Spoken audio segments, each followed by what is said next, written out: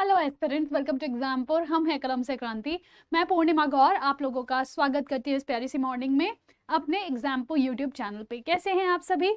हम लोग आज फिर से पंचामृत के 5 क्वेश्चंस करने वाले हैं, 5 अलग अलग सेक्शन से साइंस के, जो कि आपके रिवीजन के लिए इंपॉर्टेंट रहेंगे। और कहीं ना कहीं आप लोगों को ये छोटे छोटे चंक्स में रिवीजन करना बहुत आसान लग रहा होगा, लेकिन स्टिल आप अगर रेगुलर बेसिस पे ज़्यादा क्वेश्चंस को करना चाहते हैं तो आप सुबह 11 बजे SSC exams by example YouTube channel पे जुड़ के मेरे साथ मेरी क्लास को कर सकते हैं। चलिए क्वेश्चंस को करना स्टार्ट करते हैं। पहला क्वेश्चन आपका फिजिक्स का है। कहता है कि साउंड जो कि एक यांत्रिक तरंग है, निम्न में से कौन से माध्यम में यात्रा नहीं कर सकती है? स्टील में यानी कि इस्पात में, हवा में, जल में या निर्वात में? अगर हम यहाँ पे बात करें बच्चे तो आप क्या कह देंगे कि मैम ये जो हमारी साउंड होती है या ध्वनि होती है ये एक यांत्रिक तरंग है। यांत्रिक तरंग की खास बात यह है कि यह कणों के अंदर जो डिस्टर्बेंसेस होते हैं, ठीक है, उनके कारण ही ये चल पाती है। यानी कि एक कण दूसरे वाले को अपनी एनर्जी ट्रांसफर करेगा और उससे अगला कण उससे अगले कण को अपनी एनर्जी ट्रांसफर करता है। तो यहाँ पे एक कण अगले को, उससे अगला कण उससे अगले को ऐसे एनर्जी ट्रांसफर करती है और तभी यहाँ पे जो साउंड है वो ट्रैवल कर सकती है। जब हम यहाँ पे बात करते हैं स्टील की, एयर की, वाटर की, इन सभी के अंदर कण हमें मौजूद मिलते हैं। स्टील जो कि एक ठोस होता है, इसमें कण काफी नजदीक है, इसलिए यहाँ पे वेग जो होगा सबसे ज्यादा होगा, स्पीड बहुत तेज होगी। एयर जिसके पार्टिकल्स जो हैं, जिसमें जो मॉलिक्यूल्स है थोड़े दूर है, ठीक है, यानी कि थोड़े क्या काफी दूर कह सकते हैं आप, तो काफी दूर दूर इसके मॉलिक्यूल्स है, इसलिए यहाँ पे स्पीड थोड़ी कम होगी। अगर मैं वाटर की बात करूं, यहाँ पे स्पीड आपकी कंपैरेटिवली थोड़ी सी ज्यादा होगी एयर से, लेकिन सॉलिड से कम होगी। क्यों? क्योंकि यहाँ पे मॉलिक्यूल्स जो है वो सॉलिड से दूर हैं लेकिन एयर से पास है। तो ये तीनों के अंदर आपकी साउंड वेव ट्रैवल करेगी। वैक्यूम के अंदर या निर्वात के अंदर कोई पार्टिकल्स नहीं मिलते, कोई कण नहीं मिलते, और अगर कण नहीं है तो यहाँ पे गति भी हमें नहीं मिलेगी। तो आंसर हो जाएगा वैक्यूम यानी कि निर्वात। अगर आपसे स्पीड पूछ ली जाती तो वेलोसिटी इन स्टील सबसे अधिक होगी, फिर होगी वेलोसिटी इन वाटर और फिर होगी वेलोसिटी इन एयर। और अगर मैं वेलोसिटी इन वैक्यूम की बात करती हूँ तो वैक्यूम में आपकी वेलोसिटी कितनी हो जाएगी? 0 मीटर पर सेकेंड। ठीक है, चलिए जी नेक्स्ट क्वेश्चन आपसे कहता है कि इनमें से कौन सा एक बोन है जो बच्चों में नहीं पाया जाता? जानुका, गाल, श्रोणी या फिर कॉलर? देखिए, जब हम बच्चों की बात करते हैं, बच्चों के बर्थ पर 300 के आसपास हड्डियां मिलती हैं, ठीक है, यानी कि 300 बोन्स बच्चों के अंदर मिलती है। ये जो बोन्स होती हैं धीरे धीरे फ्यूज होती जाती है, एक दूसरे से जुड़ती चली जाती है और जुड़ के फिर एक बड़ी हड्डी का निर्माण करती है। जैसे हमारा जो कशेरुक दंड है, बचपन में हमारे पास 33 कशेरुक होते हैं, 33 वर्टिब्रेट्स होते हैं, लेकिन फिर उसके बाद जब हम बड़े हो जाते हैं वो 33 की बजाय 26 रह जाते हैं, ठीक है, फ्यूजन हो जाता है वहां। इसी प्रकार से जो हमारी श्रोणी होती है, जब हम बचपन में होते हैं तो 3-3 श्रोणी मेखला की हड्डियां होती हैं, लेकिन बड़े होने पे वो एक में कन्वर्ट हो जाती है। तो इस तरीके से हड्डियां तो ज्यादा होती है, लेकिन एक ऐसी हड्डी है जिसका नाम है पटेला, जो बचपन में नहीं होती। बचपन में यहाँ पे एक उपस्थि होती है, एक कार्टिलेज होती है, और यही कार्टिलेज क्या होगी? यही कार्टिलेज आगे चल के आपकी मॉडिफाई होगी और वहां पे आपकी बोन डेवलप हो जाती है, ठीक है। तो बचपन में ये कार्टिलेज नहीं पाई जाती, मतलब नी कैप नहीं पाई जाती, हड्डी नहीं पाई जाती, ये आगे चल के पूरी तरह से बनेगी। अभी है सिर्फ उपस्थि के रूप में मौजूद होती है सॉफ्ट बोन के। तभी आपने देखा होगा बच्चों को हमेशा जो है ना, जैसे जो भी पैदा हुआ बच्चा, आप उसको कभी नहीं कहते कि इसको चलाओ अभी से, वो धीरे धीरे आप बोलते हो कि हाँ अब ये घुटने के बल चलना शुरू करेगा या फिर अब इसको खड़ा करना शुरू करेंगे। तो बेसिकली क्या है, ये रीजन है नी कैप का ना होना। चलिए नेक्स्ट क्वेश्चन आप लोगों से कहता है इनमें से कौन सा एक नेचुरल इकोसिस्टम है? तो पिछला क्वेश्चन आपका बायो का था, यह क्वेश्चन आप लोगों के लिए है इकोलॉजी का, ठीक है।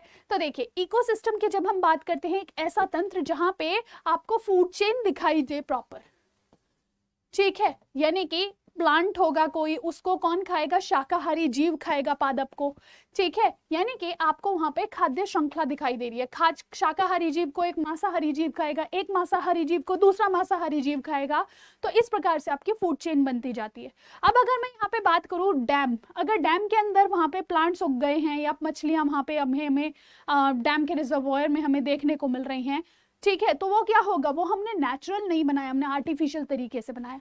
गार्डन्स के अंदर सबसे अधिक आप देखते हो बहुत सारी घास हैं, वहां पे कीड़े आ जाते हैं, वहां पे टिड्डी आ जाते हैं, वहां पे मेंढक आदि आ जाते हैं, मतलब हर प्रकार के धीरे धीरे जीव वहां पे आपको देखने को मिलेंगे, लेकिन वो नेचुरली तो नहीं आए ना, उसको मानव ने बनाया था। शुरुआत किसने करी? मानव ने करी। फिर धीरे धीरे वहां पे एक इकोसिस्टम बनता चला गया। ठीक है, एक्वेरियम मानव निर्मित होता है, लेकिन जो डेजर्ट है, जो रेगिस्तान है, रेगिस्तान के कौन से फूल उगेंगे, मतलब कौन से वहां पे प्लांट्स उगेंगे, कौन से जानवर उन प्लांट्स को खाएंगे, ये सब ईश्वर ने जब बनाई थी सृष्टि तभी ये चीज निर्धारित किया गया था, यानी कि उसमें मानव का कोई रोल नहीं है। तो आंसर क्या हो जाएगा? रेगिस्तान इसका सटीक आंसर हो जाता है। नेक्स्ट क्वेश्चन है, तो नेचुरल इकोसिस्टम आपको समझ में आ गया होगा, जो प्रकृति ने बनाया है। नेक्स्ट है ये क्वेश्चन आपसे कहता है कि फूल का एक भाग कौन सा नहीं है, यानी कि इनमें से कौन सा एक फूल का भाग नहीं है? वेन कॉन्फ़िगरेशन, वेन, स्त्रीकेसर या फिर मध्य शिरा। तो देखिएगा, जब हम फूल के भागों की बात करते हैं बच्चे, तो यहाँ पे पिस्टिल दे रखा है या स्त्रीकेसर दे रखा है। तो स्त्रीकेसर क्या होता है? ये है स्टिग्मा, जहां पे पॉलन ग्रेन्स आके चिपकते हैं, जिसको आप वर्तिकाग्र कहते हो।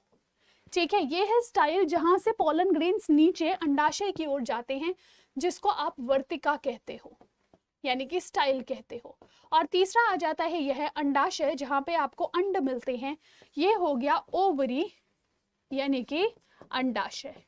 ठीक है, और इन्हीं तीनों को मिला के आप कहते हो पिस्टिल, और यही प्लांट का फीमेल रिप्रोडक्टिव सिस्टम है, मादा प्रजनन अंग हो जाता है।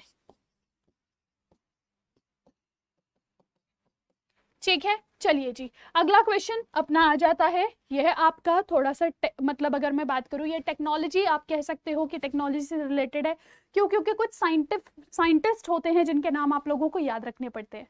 ठीक है, कि कौन से साइंटिस्ट किस चीज से रिलेटेड थे, साइंस में उन्होंने कौन सा अपना कार्य किया था। तो देखिए, भारत में नीली क्रांति के जनक के रूप में किसको याद किया जाता है या किसको माना जाता है? देखिए, वर्गीस कुरियन जी जो हैं, इनकी अगर हम बात करें, इन्होंने क्या किया था? व्हाइट रेवोल्यूशन किया था, यानी कि दूध क्रांति, दूध की क्रांति।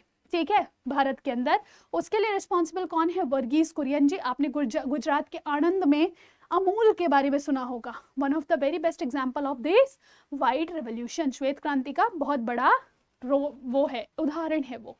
सैम पित्रोदा की अगर हम बात करते हैं, आप मुझे कमेंट सेक्शन में बताइएगा कि इन्होंने क्या किया था। ही इज ऑल्सो, मतलब इनको भी बहुत ज्यादा अगर मैं बात करूं तो इंपॉर्टेंट रोल दिया जाता है भारत के अंदर।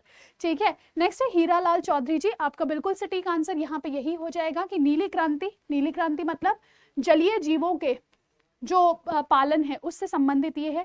ठीक है, मछली का या मछली जैसे जो अदर प्राणी है जिनको इस्तेमाल किया जाता है मानव के द्वारा, उनका अगर उत्पादन करना है तो वह हीरालाल चौधरी जी द्वारा स्टार्ट कराया गया था। ठीक है, और MS स्वामीनाथन जी ये हरित क्रांति के लिए रिस्पॉन्सिबल है, जहाँ पे अनाज आदि को यहाँ पे प्रमोट किया गया था। ठीक है, तो सभी बच्चे यहाँ पे इन चीज़ों को ध्यान रखेंगे, और आप मेरी डेली रेगुलर क्लास से जुड़ सकते हैं सुबह 11 बजे SSC exams by example YouTube channel पे। तो आप लोगों से मैं मिलूंगी अगली पंचामृत सेशन में, या कोई डाउट हो आप नीचे कमेंट सेक्शन में पूछ सकते हैं। This is Purnima Gaur signing off, take care, bye bye.